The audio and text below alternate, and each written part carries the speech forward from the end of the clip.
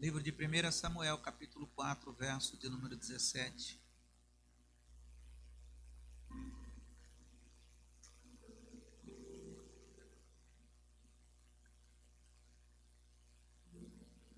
Diz assim a palavra do Senhor em 1 Samuel, capítulo 4, verso 17.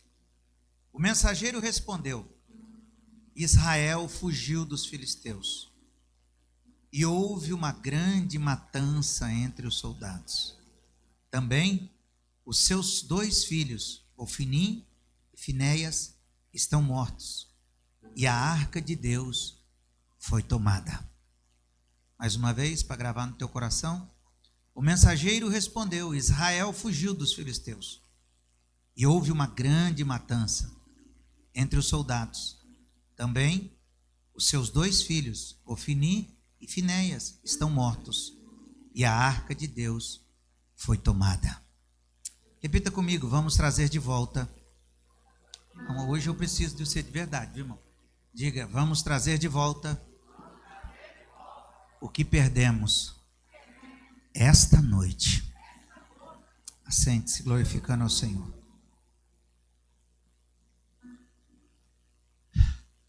Redobre a sua atenção. Esse culto essa noite precisa mudar a minha vida.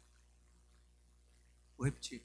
Esse culto, essa mensagem essa noite precisa mudar a minha e a tua vida.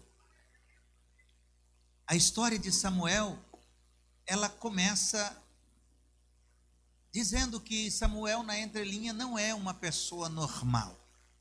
E também não era para ser. Aliás, Deus é perito em usar os anormais para o reino dele. Samuel nasce em um período de muita dificuldade que o povo de Israel vivia. Uma época que o Antigo Testamento vai nos relatar que o próprio sacerdote Eli vivia num momento muito delicado. E é nesse tempo que Israel está vivendo um momento muito difícil e delicado, que Deus levanta Samuel.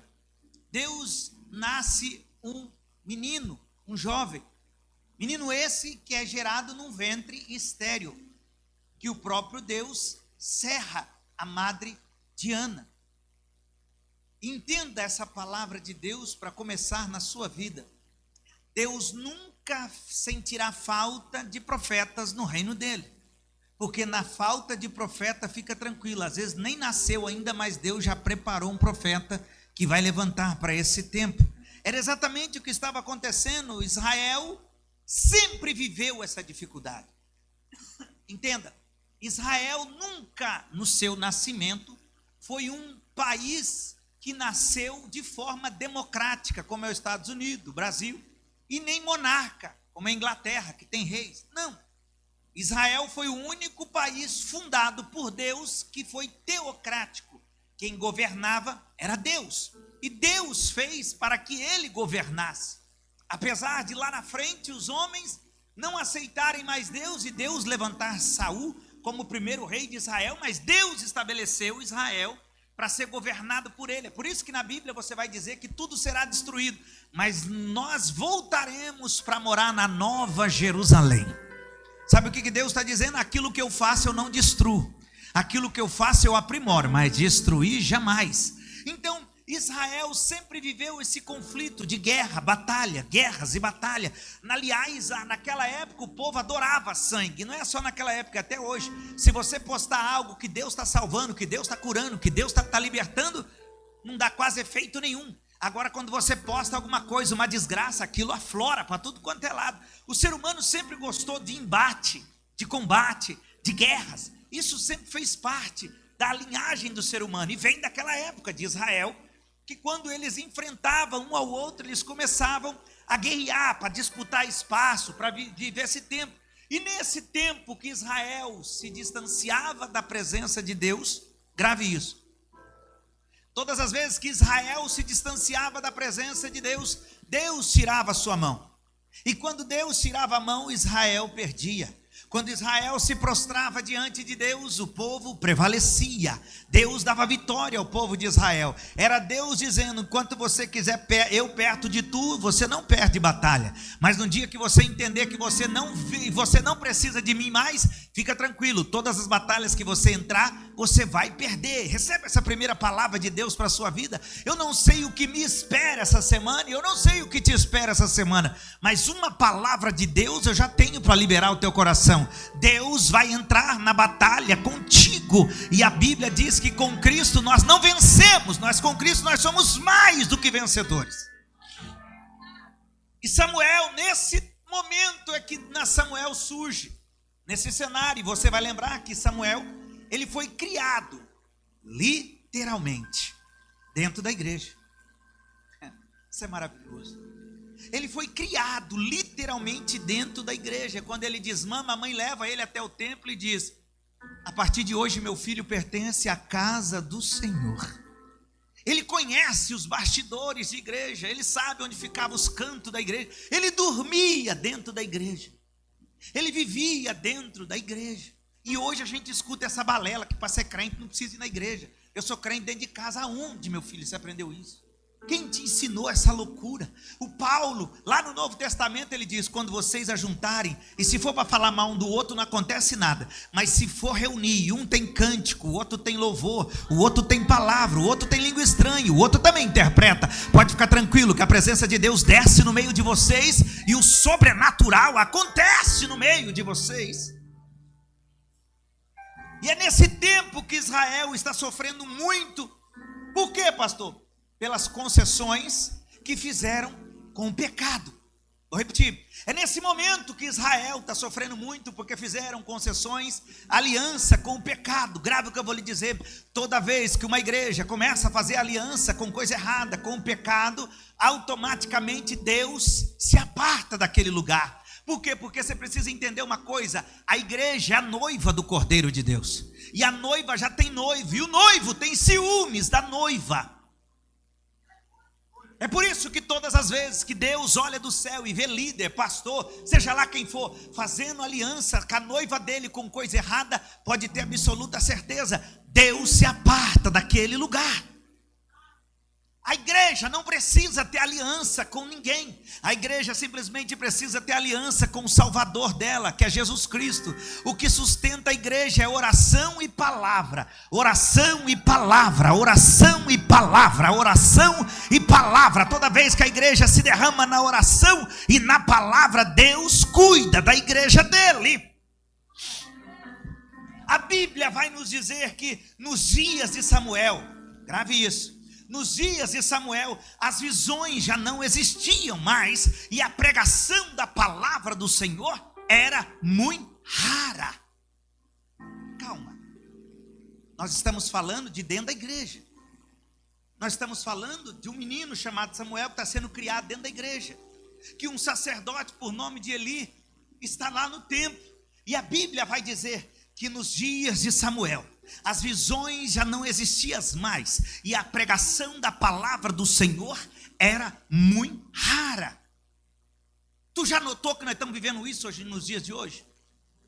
Cadê os irmãos que levantam para dizer: pastor, Deus me deu uma visão, Deus me mostrou algo e eu preciso compartilhar com a igreja? Cadê o povo que ama viver a palavra de Deus? Cadê o povo que ama viver as escrituras da palavra de Deus? Nós damos muito mais ibope a quem está na internet, que a gente nem conhece, ou quando eu mesmo trago. Vai estar o fulano de tal aqui.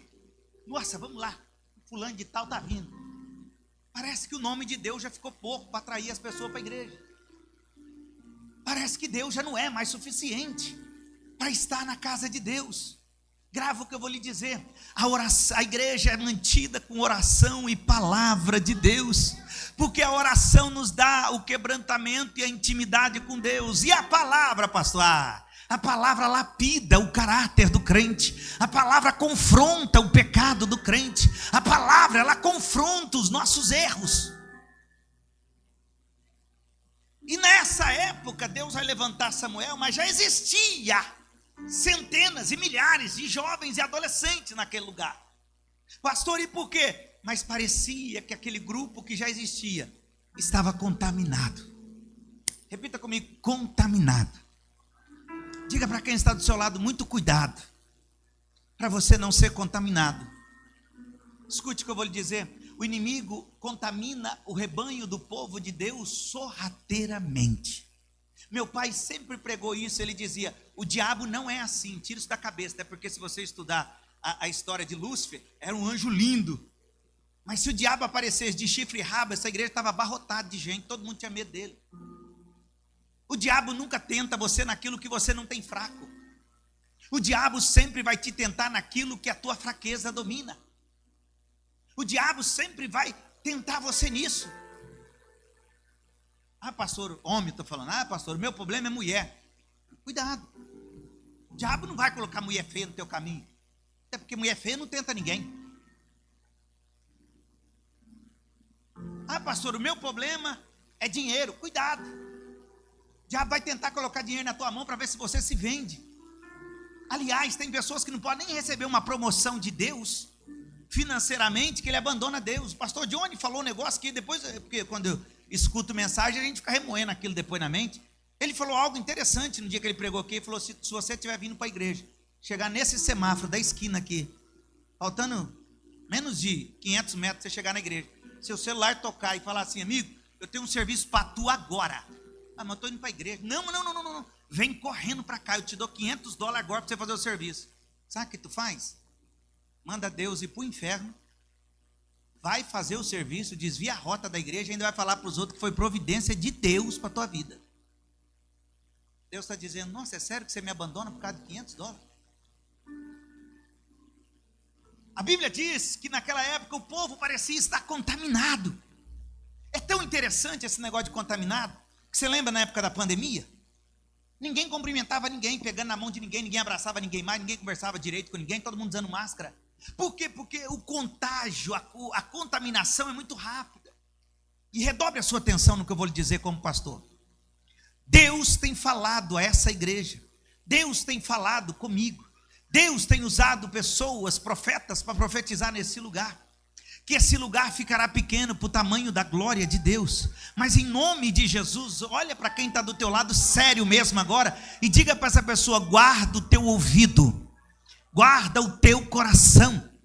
Não entenda, olha para mim, não entenda que o diabo, sabendo que Deus vai fazer tudo isso, ele vai cruzar os braços e vai falar: lá nós não vai ganhar mais não. Não, o diabo não descansa, gente. O diabo trabalha o tempo todo, ele trabalha sorrateiramente, ele trabalha o tempo todo sorrateiramente, porque o objetivo é um só: impedir a obra de Deus continuar crescendo. Mas a Bíblia diz que nos dias de Samuel as visões eram raras e a pregação da palavra de Deus era escassa no meio do povo. Mas essa igreja ainda que o Senhor tem nos dado, ela ainda vive de joelho com a palavra do Senhor na mão. Por isso que se levantarem 11.000 demônios contra essa igreja, 1.000 cairão ao nosso lado e 10.000 cairão à nossa direita, e não seremos atingidos. Praga alguma chegará sobre a nossa tenda, e tudo quanto colocarmos a mão, Deus vai fazer prosperar. Escute, se nós deixarmos meia dúzia de pessoas, esfria uma geração inteira. Vou repetir isso aqui: meia dúzia de pessoas consegue esfriar uma geração inteira. O esfriamento do sacerdote Eli distanciou o povo de Israel da presença de Deus. Mas todas as vezes que o diabo usa alguém para querer esfriar o povo de Deus, Deus já está fazendo nascer um Samuel novo para trazer o avivamento para dentro da casa dele novamente. Era Deus dizendo: está raro a pregação, está raro o movimento, fica tranquilo, eu já levantei o Samuel, que vai ser usado por mim, e o Senhor há de fazer grandes coisas em nosso meio. Escute, ao longo de 22 anos de ministério, eu confesso a você que tem sido difíceis demais nesses últimos dias sermos pastores, pastorearmos. Por quê, pastor? Às vezes fica eu e o pastor Emerson aqui carregando o culto nas costas. Segura aí que hoje o caldo é um pouco mais firme. Fica eu e às vezes o pastor Emerson carregando a igreja nas costas na adoração. Levanta a mão, irmão, dá glória a Deus. Irmão, dá aleluia aí. Deus está na casa. E sabe qual é a adoração máxima que às vezes nós soltamos? Glória a Deus. Vai acabar não, gente? Só faz uma perguntinha para quem está do teu lado. Diga aí, tu lembra? Não, diga mais só, diga, tu lembra? A última vez que você trouxe, diga que você trouxe lenço para a igreja? Por quê? Porque faz tanto tempo que você não sabe o que é chorar mais. Faz tanto tempo que você não sabe o que é vir para a igreja e chorar na presença de Deus e dizer, não, Senhor, não tem nada dando errado não. É que de quando em vez eu sinto tanta tua falta no meu coração. Não tem nada dando errado não, Senhor. É que sabe, sem o Senhor, eu não consigo viver. A Bíblia diz, 2 discípulos no caminho de Emaú iam falando a respeito de Jesus. Eles estavam falando de quem? De quem? E Jesus chega do lado e eles não notam Jesus. Sabe o que significa isso? Falar de Jesus e não viver Jesus não muda nada. Falar, nossa, Jesus é maravilhoso. Você não tem uma experiência com Ele.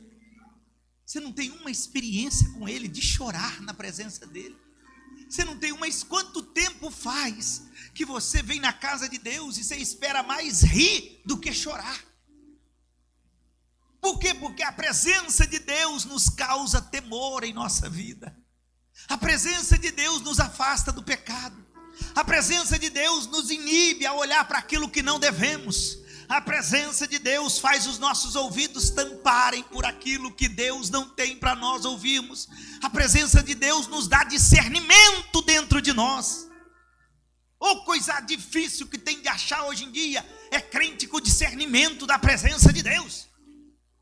Qualquer coisa que alguém fala, verdade, né, gente? Verdade, né? Senhora Carmen, ela falando comigo hoje à tarde no telefone, algo absurdo. Ela compartilhando algo comigo, a gente resolvendo uma questão da igreja, algo absurdo. Sabe o que a pessoa vira e fala? É porque o pastor não chama a gente para explicar o que está acontecendo dentro da igreja. Vontade de perguntar, qual foi a última vez que você deu glória a Deus dentro da igreja? A igreja não é para resolver problema. A igreja é lugar de adoração. Eu já disse isso esses dias atrás. A melhor parte para mim como pastor de igreja que tem é esse momento, é quando a gente fala de Jesus, é quando a gente prega a palavra de Deus, é quando uma pessoa levanta a mão, dá glória, o outro aceita Jesus, o outro renovado com o Espírito Santo. Essa é a beleza do evangelho. A igreja tem que rodar em volta disso, tem que girar em volta da presença de Deus com oração e palavra, palavra e oração, oração e palavra. Os problemas que a igreja tem para se resolver, nós temos que orar e dizer, Deus, dá graça para o pastor para resolver isso. Dá discernimento para o pastor para resolver esses problemas. E quando alguém chegar para falar, mano, não quero saber de problema não, eu vou na igreja para adorar a Deus. Eu não vou por causa de pastor, eu não vou por causa de pastor, eu não vou por causa de ninguém. Eu vou por causa do evangelho que eu sirvo, que eu decidi no dia que eu levantei a mão e disse, eu aceito o Senhor como único e suficiente Salvador. Então naquele dia eu decidi viver o evangelho plenitude. Eu não vivo a vida do pastor, eu não procuro o pastor perfeito, eu procuro um Deus vivo e verdadeiro, e se lá está a presença de Deus, lá é o meu lugar.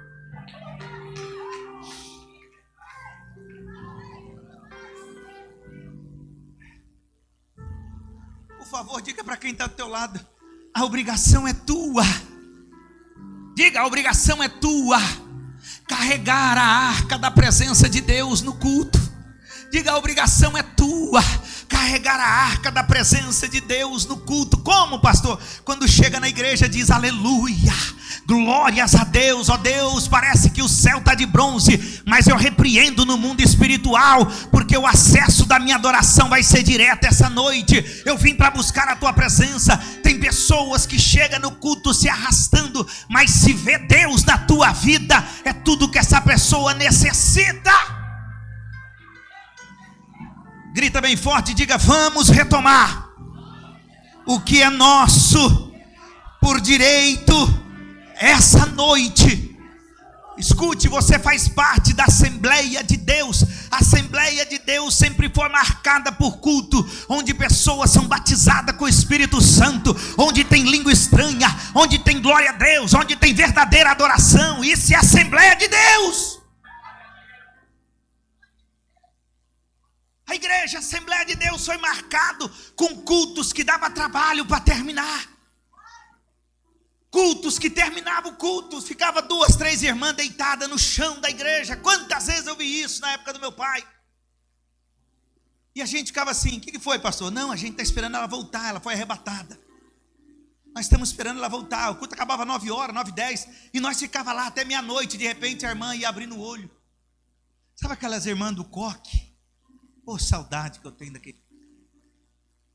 Ela levantava da oração e dizia: eu vi. Viu o que, irmã Maria? Eu vi o céu pelo lado de dentro.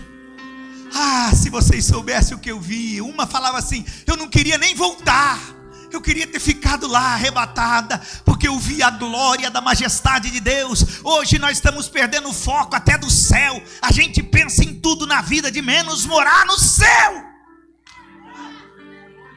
Vamos retomar de volta a presença de Deus. Vamos retomar de volta a presença de Deus. Se tem uma geração sendo contaminada com a frieza espiritual, ainda há remanescente dentro dessa igreja que é apaixonado pela presença de Deus. Ainda há remanescentes dentro dessa igreja que suporta a glória de Deus ainda. Uramanda rabacanda rabachanda remiondo robacanda nebria. E é nesse momento que entra o verso 17 que nós lemos. Israel fugiu dos filisteus, e houve grande matança dos soldados. Também os seus filhos, Ofni e Finé, estão mortos, e a arca de Deus foi tomada. Só para você entender, naquela época o atalaia, repita comigo, atalaia, ele ficava em cima da muralha de Jericó, de Israel, desculpa. De Israel, ele ficava em cima da muralha de Israel. Ele tinha 3 cornetas, ou buzina, do jeito que você quisesse entender. A primeira era a corneta da vitória, repita comigo, corneta da vitória. A segunda era a corneta da guerra, diga, corneta da guerra. E a terceira era a corneta da derrota. Essa corneta, Israel, por ter um Deus vivo e verdadeiro, quase que ficava empoeirado. Por quê? O atalaia ficava lá em cima com uma espécie de uma luneta, e ele olhava de longe quando vinha alguém querendo guerrear. Então automaticamente ele pegava a corneta da guerra e apitava. E acontece isso, os filisteus querem tomar Israel, e de repente o corneteiro, o atalaia está lá em cima, ele olha vindo, ele pega a corneta e toca a corneta da guerra. O chefe do exército de Israel está aqui embaixo. E ele olha e diz: você que está com a luneta, dá uma olhada para ver quantos eles são. E a Bíblia diz que ele disse: aproximadamente 10.000 homens filisteus está vindo. O chefe do exército de Israel fala: levanta 30.000 homens e vamos à guerra. É 3-1, a vitória está garantida, vamos para a guerra. E eles vão, só que eles começam a perceber que os filisteus, para você entender, eles adoravam Dagon. Dagon era meio peixe, meio homem, meio peixe, meia mulher. E todas as vezes que ia para uma guerra e perdia a batalha, aquele que ganhou a batalha levantava a bandeira dele para cima, e aquele que perdeu a batalha, eles tomavam a bandeira de quem perdeu e saía arrastando no chão, dizendo: nós vencemos a batalha contra eles. E a Bíblia diz que era 30 por 10.000. Israel acreditava na vitória, da força, do braço que eles tinham, pelo tanto de soldados. O que Israel esqueceu é que o principal soldado deles não pisava na terra. Israel esqueceu que o principal general deles assentava no céu e os seus pés descansavam sobre a terra. Eles achavam que não precisava de Deus naquela batalha. Escute o que eu vou lhe dizer: eles não conheciam a verdadeira palavra de Deus naquele momento, porque algumas vezes na Bíblia você vai ler Deus falando com o povo de Israel no Velho Testamento, dizendo: a minha é a peleja, nessa batalha não tereis que pelejar. Você vai ver várias vezes Deus falando isso. Sabe o que Deus estava dizendo para o povo de Israel? Enquanto forem fiel a mim, minha é a peleja de vocês. Vocês nessa guerra não terá que pelejar. Em nome de Jesus, estou caminhando para o final. Coloca a mão de quem está do seu lado, segura essa pessoa na mão em nome de Jesus. Vamos retomar de volta aquilo que pertence a nós. Chacoalha a mão dessa pessoa e diga: você está lutando porque você quer. Diga, você está lutando porque você quer, porque a tua batalha você não precisa pelejar. Há um Deus no céu que peleja a tua batalha. Anda com Ele e você vai ver o exército dos céus trabalharem ao seu favor. No meio dessa batalha, quando Israel está perdendo a luta, já tinha morrido mais de 20 mil soldados. Ofni e Fineia, eles lembram da arca, e eles falam: vamos voltar para Jerusalém rápido. Eles voltam e pegam a arca da aliança. A arca da aliança simbolizava a presença de Deus. Lá dentro estava a tábua dos mandamentos escrito pelo dedo de Deus. Tinha o pão simbolizando o maná que veio do céu, a vara de Arão que floresceu. Tinha tudo lá dentro simbolizando a presença de Deus, feito de madeira de acácia, a tampa toda de ouro, a qual em cima da tampa tinha 2 anjos que as asas encostavam uma na outra e a cabeça deles virado para baixo em sinal de reverência. Porém, Ofni e Fineia ouvia falar dos seus bisavôs sobre a arca, ouvia falar sobre o avô da arca, ouvia o seu pai sacerdote Eli falar da arca, mas eles não tinham intimidade com o dono da arca.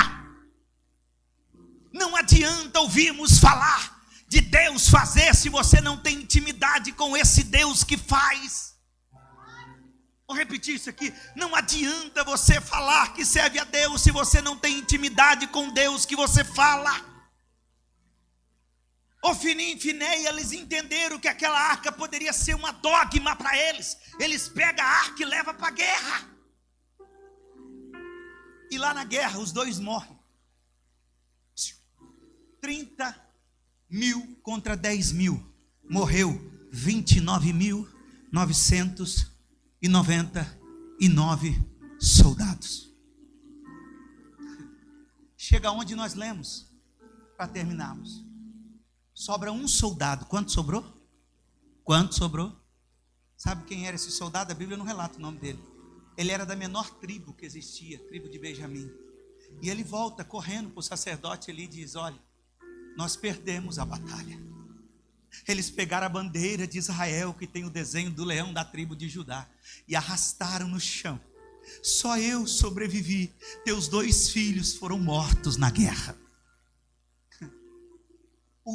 A notícia trouxe tanto impacto para o sacerdote Eli, que ele cai para trás, em cima da cabeça, quebra o pescoço e morre na hora. Repita comigo: vamos trazer de volta o que pertence a nós. A arca pertence a nós. Passam-se 70 anos. Quanto tempo? 7 anos essa arca, 7 meses, essa arca fica na mão dos filisteus. De 20 a 69 anos, esse tempo que fica, os últimos 3 meses fica na casa de Obed-edom. E aí chega a história de Davi assumir o reinado. O reinado completo, mas imperfeito. Lembra que escreve em Atos dos Apóstolos? Que Davi, Deus fala: Davi, esse jovem, ele é segundo o meu coração. Davi assume um reinado perfeito, mas incompleto. Por quê, pastor? Porque ele tinha tudo que um rei poderia ter, mas ele tinha a sensibilidade de Deus, dizendo: está faltando Deus aqui dentro. Não adianta eu reinar sem a presença de Deus. Não adianta eu ter schedule sem a presença de Deus. Não. Não adianta eu ter dinheiro sem a presença de Deus. Não dá certo. Não adianta eu querer viver o jeito que eu quero sem a presença de Deus. Eu prefiro não ter nada disso e caminhar com a presença de Deus do meu lado, do que trocar a presença de Deus por coisas tão banais. Davi estava dizendo: não adianta ter reinado sem a presença do rei. Redobre a sua atenção e agora ouça isso. O céu, ele é perfeito. Repita comigo: o céu, ele é perfeito, mas ele é incompleto. Diga, ele é perfeito, mas ele é incompleto. Por quê, pastor? Porque os habitantes de lá estão dentro da igreja aqui hoje. O céu só se tornará completo quando nós chegarmos na mansão celestial. E a palavra de Deus diz que quando nós pisarmos lá dentro, Ele vai dizer: vinde, benditos do meu Pai, para viver a nova terra que eu preparei para vocês. Lá embaixo foi choro, lágrimas, dias de angústia, achou que não ia vencer, achou que não ia dar conta, mas eu trouxe vocês para cá, porque eu fiz a promessa. O céu, a Bíblia diz que um dia Jesus subindo, Ele diz: eu vou ter com meu Pai e preparei morada para vocês, e quando a morada estiver pronto, eu volto para buscar. Eu não sei se tem alguém ainda que espera a volta de Cristo aqui nesse lugar. Se tiver, faz alguma coisa, mostra para o mundo espiritual que você aguarda a volta do Criador da tua vida. Vamos trazer de volta a arca da presença de Deus. Vamos, glorifica o Senhor, abra a boca, glória a Deus, glorifique ao Senhor.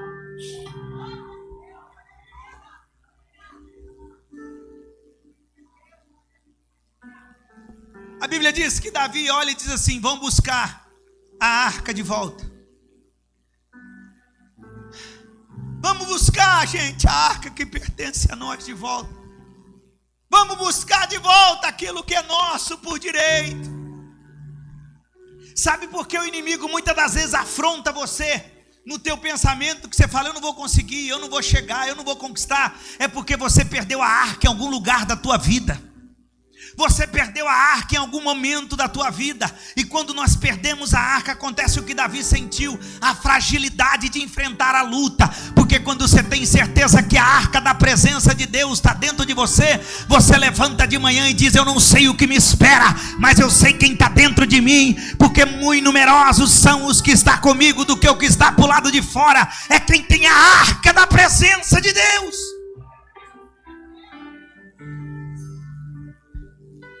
Sabe o que Davi sabia? Não dá para reinar sem a presença dele. Não dá para reinar sem a presença dele. Davi estava dizendo: não dá para viver sem Deus. Ah, não, se coloca de pé, vamos terminar. Davi estava dizendo: não dá para viver sem a presença de Deus. Não dá para prosperar sem Deus. Não dá para viver uma vida de paz sem Deus. Não dá para falar que é crente sem Deus. Não dá para ser obreiro sem Deus. Não dá para vir no culto se não for para adorar a Deus. E a minha pergunta que eu faço para você essa noite é: onde perdemos no caminho o nosso real sentido de servir a Deus?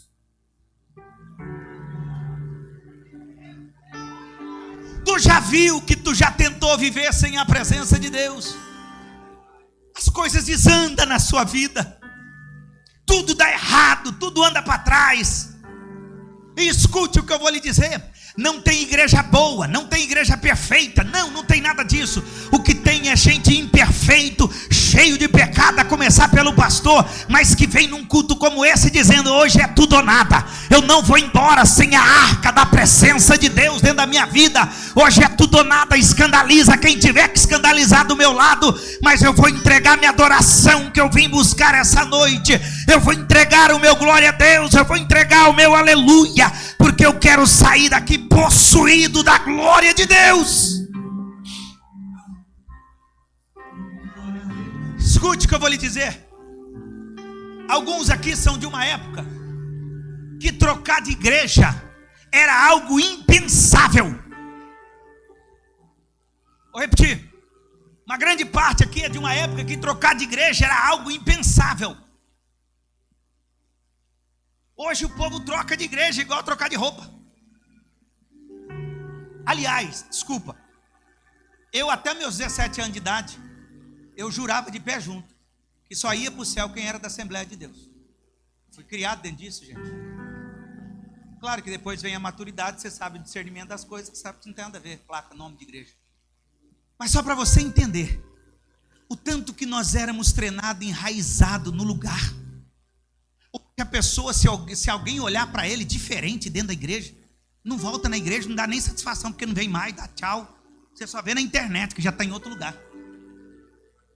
Por quê, pastor? Porque perderam a essência de carregar a presença de Deus.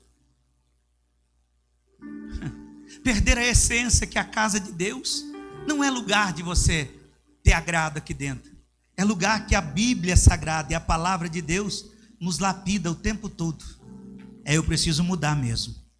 Quando a palavra batia na gente há tempos atrás, muda, conserta, nós falávamos, é verdade, eu tenho que consertar, eu preciso mudar de vida, isso aqui está errado. Hoje, se o pastor fala, não, está pegando muito pesado, eu vou na outra ali que só fala que eu vou ter vitória, que só fala que vai mudar. Nossa, a Bíblia está tudo errado então. Porque a Bíblia diz assim, nesse mundo terei-vos aflições, mas tem bom ânimo, porque eu venci o mundo, e o fato de eu ter vencido o mundo, você está com quem é vencedor. A palavra de Deus te exorta dizendo, calma, o choro de quem serve a mim dura uma noite, mas a alegria vai raiar logo cedo para a tua vida. Sabe o que a palavra de Deus está dizendo? O sofrimento a gente vai ter sim, dias de angústia, de dor. Nosso irmão Júnior, que eu estava citando ele agora há pouco no ofertório aqui, que ele contou o testemunho para mim, acabou de chegar, perdeu a mãe, não tem nem 10 dias ainda, está aqui adorando o Senhor. Sabe o que é isso? É crente alicerçado na palavra de Deus. Hoje, se qualquer perda que a pessoa tem, vou dar um tempo, pastor, de ir na igreja, vai para onde? É para o inferno? Eu acho que lá é pior. É melhor sofrer na presença de Deus, é melhor estar pagando preço na presença de Deus. Hoje em dia o negócio está tão complicado que tem até cardápio de igreja. Tem. Ó, essa daqui você pode tudo, essa aqui você pode quase tudo, essa daqui é mais cri-cri, tá? Ó, essa daqui é assim, essa aqui é assada. Não existe igreja perfeita. Existe igreja que vive a palavra de Deus.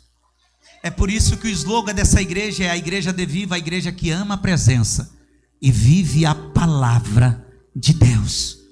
Tudo que sai fora da palavra Deus não está no meio disso. Nossa igreja, entenda bem, a igreja do Senhor Jesus Cristo e a Assembleia de Deus Ministério Viva não vive de fofoca, vive da palavra de Deus, vive da presença de Deus. Eu termino. Quem aqui tem mais de 5 anos que serve a Deus? Levanta a mão. Baixa. Quem tem mais de 10? Aonde é que nós enfrentávamos as guerras que nós vivíamos?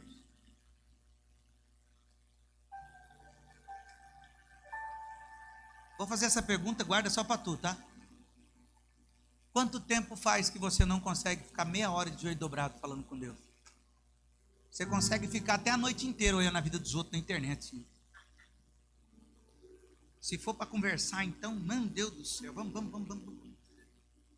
Antigamente, na nossa época, não tinha essa questão da internet, a gente chamava o escrivão, o cara que escrevia muito rápido naquela máquina da datilografia, você lembra? Que você ia dando o depoimento. Hoje em dia, menino, tem muito escrivão que já perdeu para essa molecada tudinho no WhatsApp.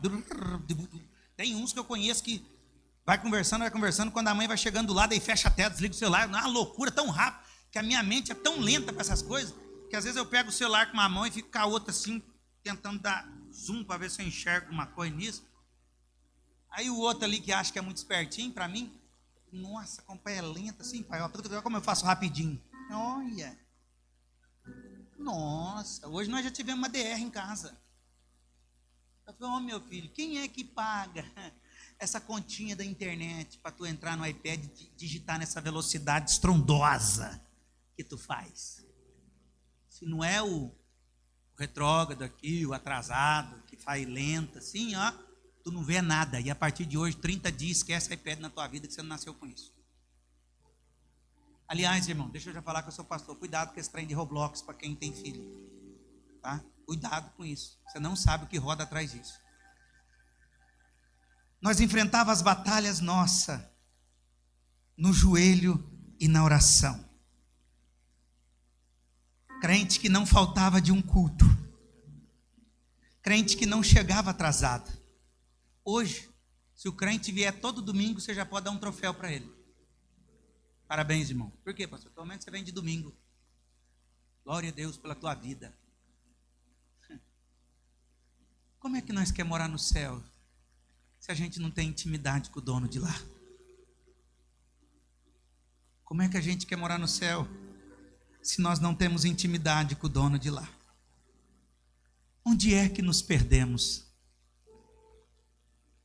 Você viu falando sempre da época do meu pai, da época dos seus pais, da época antiga. Mas a pergunta que eu faço, Deus não é o mesmo? Deus não é o mesmo? A Bíblia diz que Ele é o mesmo ontem, hoje e será eternamente. Nós não podemos viver do passado. Por quê? Porque nós precisamos trazer de volta a presença de Deus. Nós precisamos trazer de volta a presença de Deus. Nós precisamos trazer de volta a presença de Deus. Davi, quando pega a arca e começa a dar os primeiros passos dessa arca, a Bíblia diz que os boi velhos tropeçam, e quando a arca vai caindo, Uzar, na intenção de não deixar a arca cair, ele tenta segurar a tampa, desloca, e o que sai de dentro é tão poderoso que fulmina ele na hora. Sabe o que Davi fala? Vamos parar. O que vai fazer, rei? Tira os boi. Nós vamos carregar a arca da presença de Deus nas costas agora. Nós vamos carregar a arca da presença de Deus nas costas agora. Mas não vai demorar, rei, para quem ficou 70 anos sem a presença de Deus. Se nós gastar 1 ano para chegar em Israel, não importa. O importante é que estamos levando de volta o que pertence a nós. E o rei vira e diz assim: a partir de agora nós dá 1, 2, 3, 4, 5, 6. Cada 6 passos para e sacrifica um boi. E vamos fazer um culto. Vou repetir. 1, 2, 3, 4, 5, 6. Para. Mata o boi. E vamos fazer um culto aqui agora. Mas desse jeito nós vai demorar muito tempo. Não importa. O importante é que a presença dele está conosco. E nós vamos levar de volta a presença dele para Israel. Não importa, a partir de hoje vamos fazer culto de adoração ao Senhor. A partir de hoje nós vamos trazer de volta a presença de Deus para esse lugar. A partir de hoje nós vamos trazer o sobrenatural de Deus para dentro desse lugar. Se nós queremos viver um ano de avivamento e de expansão, em nome de Jesus, quem pode Deus contar contigo para carregar a arca da presença de Deus, levanta as 2 mãos para o céu e começa a glorificar o Senhor, dizendo: conta comigo, Senhor. Conta comigo, Senhor. Conta comigo para carregar a presença de Deus. Vamos, começa a dar glória a Deus. Começa a dar aleluia. Começa a sair desse mundo raso que você está vivendo. Começa a sair dessa atmosfera rasa que você está vivendo para viver um extraordinário. Vamos, vamos.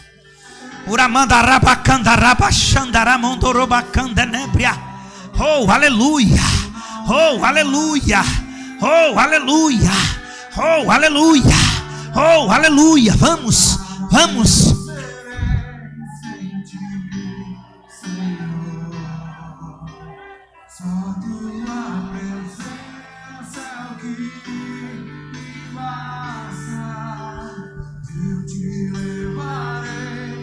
Vamos trazer de volta o que pertence a nós.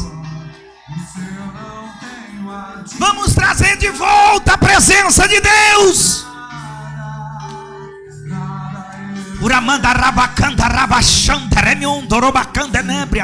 Deus, eu tenho rodeado a tua igreja todos os dias, clamado a ti, buscado a tua face, e o Senhor tem falado ao meu coração.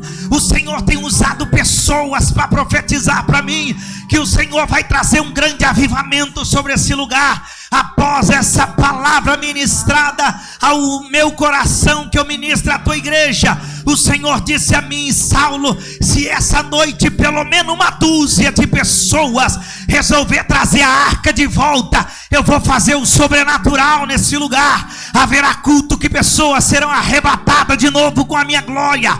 Haverá culto que pessoas serão impactadas pela glória do Senhor.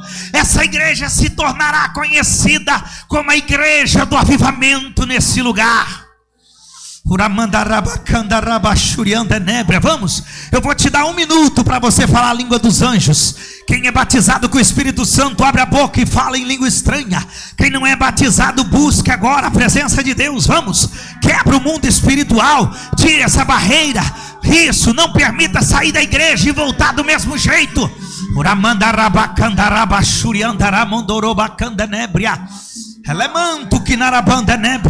Obreiros, diáconos, diaconisa, pastores, pastoras, sai andando no corredor da igreja, sai orando, anda, vamos, levanta os braços e sai andando no meio da igreja. A igreja precisa ver a presença de Deus na vida de vocês. Vamos.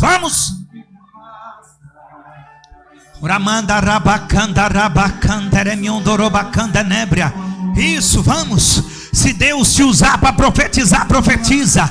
Se Deus te usar para orar por alguém, vai, abraça essa pessoa e ora. Nós estamos trazendo de volta a arca da presença de Deus.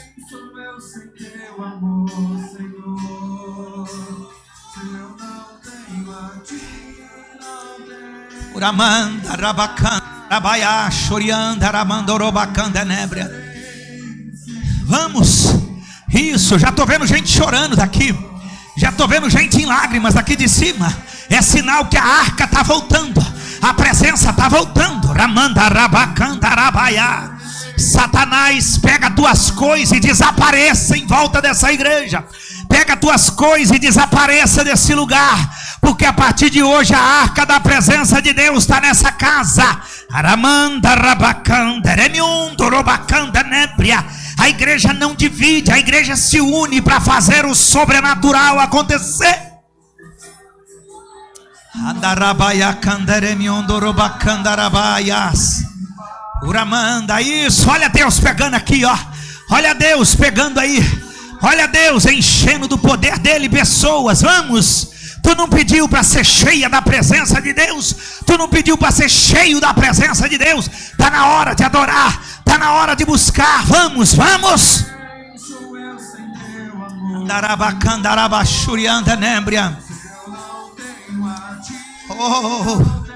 Oramanda rabaia chorianda ramanda rabacaia. Oh Deus, visita o altar dessa igreja. Mova o céu começando do altar dessa igreja. Andarabacanda rabachurianda nebria. Uramanda rabacanda rabaia sorianda nebria. Olha Deus falando com pessoas aí dentro da igreja. Olha Deus movendo os céus nesse lugar. Olha Deus trabalhando. Deus manda te dizer que a palavra para tu hoje é consolo para você. Eu tô teu consolo essa noite. Eu sou o teu consolo essa noite.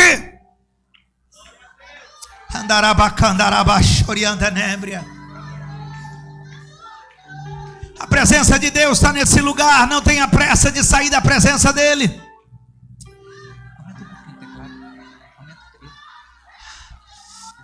E só o barulho da igreja. Olha o barulho de louvor da igreja. Vamos. Por um minuto, levanta a mão para o céu e vamos encher esse lugar de glória a Deus. Mas dá glória a Deus de verdade. Vamos. Por um minuto, se você soubesse que esse 1 minuto de glória a Deus vai mudar a história da tua vida essa semana, você dava um grito, não dava grito, dava berro de glória a Deus nesse lugar.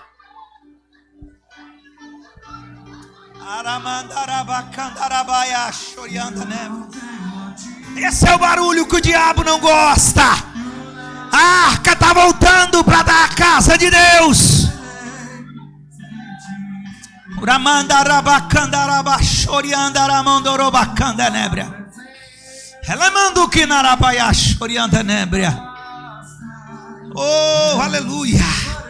Oh, aleluia. Oh, aleluia. Oh, aleluia. Oh, aleluia. Uramanda rabacanda rabachorianda rabacanda nebria. Oh, aleluia. Oh, aleluia. Nós estamos trazendo de volta o que pertence a nós. A arca da presença de Deus pertence a nós. A arca da presença de Deus pertence a nós. A arca da presença de Deus pertence a nós.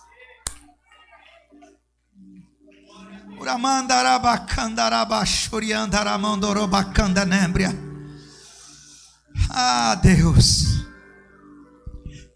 Eu vou terminar, eu só preciso fazer um desafio contigo. Quem essa semana pode jejuar um dia da semana por essa igreja e pela sua vida. Na segunda-feira, quem pode jejuar? Levanta as mãos na segunda-feira. Isso. Na terça-feira, quem pode na terça-feira? Quarta-feira, quem pode jejuar na quarta-feira? Quinta-feira, quem pode jejuar na quinta-feira? Sexta-feira, quem pode? Sábado, quem pode jejuar no sábado? Domingo,